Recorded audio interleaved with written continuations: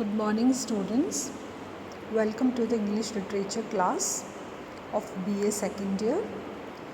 I am Kamala Ratnoo, assistant professor in English. We are studying the essay The Spider and the Bee by Jonathan Swift. This essay is from paper first, prose and fiction, and the unit is second. Now the essayist begins the essay with the following lines. Things were at this crisis when a material accident fell out.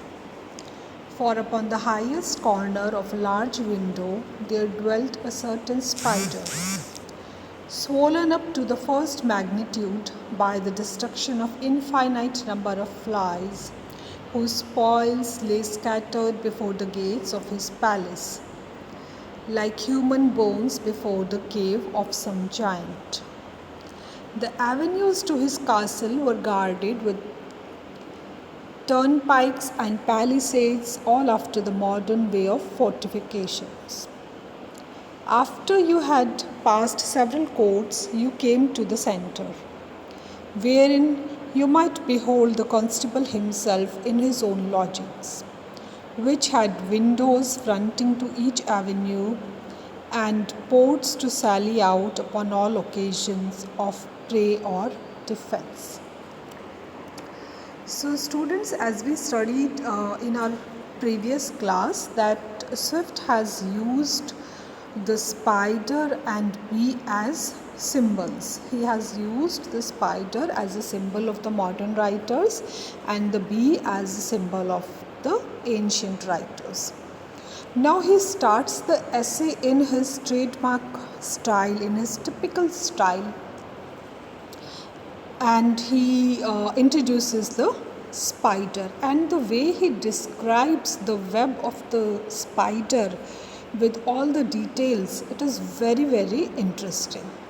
So first he talks about the spider, that the web is in some corner of some old building, because we know that spider webs are mostly in deserted places, or say places that are not well looked after, because it needs to be cleaned. And so he has presented a picture of an old building where there was this web of the spider. And we all know that the web of the spider, it is the structure of it is geometrically quite fascinating, and the essayist has described this structure as sort of a castle, and all the layers of the web, he has described them as the say the walls of the castle. One by one, if one has to reach to the center of the castle, one has to cross all those boundaries. And the essayist has also mentioned that around side the web there are the bodies of the flies that have been killed by the spider. And in his castle, the spider is like the king, he's like the monarch, and he's the ruler of that castle, and he's staying there with all his might and his power and his confidence. He is the ruler of his own kingdom and his own house.